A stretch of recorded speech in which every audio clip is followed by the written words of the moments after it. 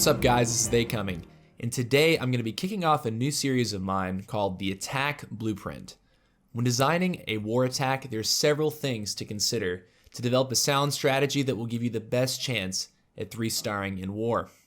Today I'm going to be giving you a general look into my process, and in future videos I'll be breaking down each component into further detail. But first, my disclaimer.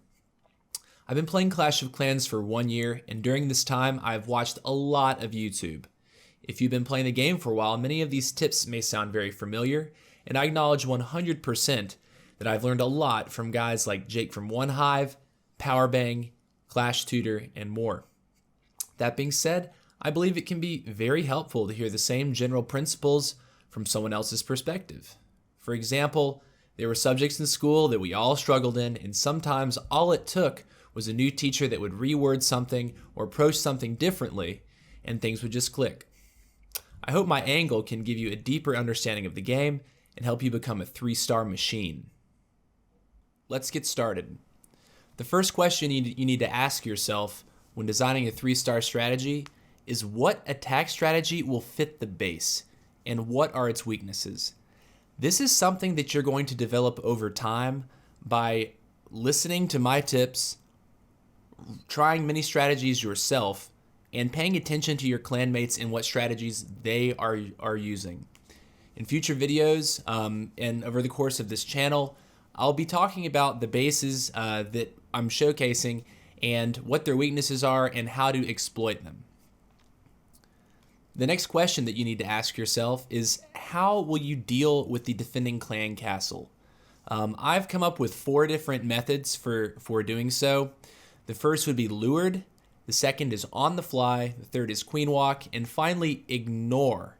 Now, a lot of you are probably going to be asking yourself, how do you ignore the CC? Isn't that really bad? Well, I'm here to tell you in certain cases, you can completely ignore the CC and will have no effect on your raid whatsoever. The next step is efficient funneling. This is an absolutely crucial step that applies to all town hall levels and applies to anything from farming raids to war attacks. Funneling is the method you use to direct your troops the way you want them to go. Many of you have no doubt seen your troops circle a base and ignore the juicy loot inside, and completely ruining your war attack or farming raid. This is because you're not funneling correctly. When attacking in war, you should be looking to funnel with as few troops as possible. This is something that you see bad players fail at all the time. You'll see them drop something like 2 golems and 15 wizards. This is way too much. By expending too many troops to funnel, you weaken other aspects of your attack. The next question you need to ask yourself is, how much value are you trying to get out of your kill squad? And what will the kill squad struggle to reach?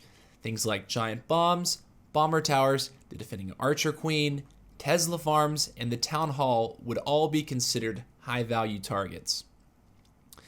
The last thing that you need to consider is, what kind of back end will you be taking? This is easily one of the most important aspects of successful war attacks, and the thing that most people are doing poorly or completely ignoring together. If you're not using a back end at Town Hall 9, you are wrong, plain and simple. Now, some of you are going to say, but I'm hitting a really crappy base with low-level walls. Okay, right.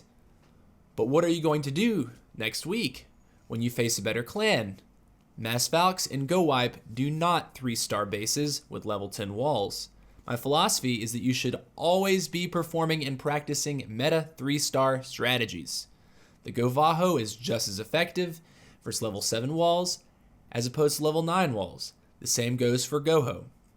Practicing these strategies will make you a better attacker regardless of wall level, and that is awesome.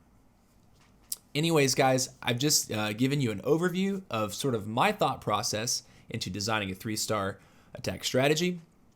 And in future videos, like I said, I'm going to be really getting into the nitty-gritty and going into further detail for each one of these components. If you like the video, please give me a thumbs up. If you want to see more, give me a subscribe. I'm brand new to the YouTube thing, and I would love your feedback and your comments. But in the meantime, take care, guys. See you later.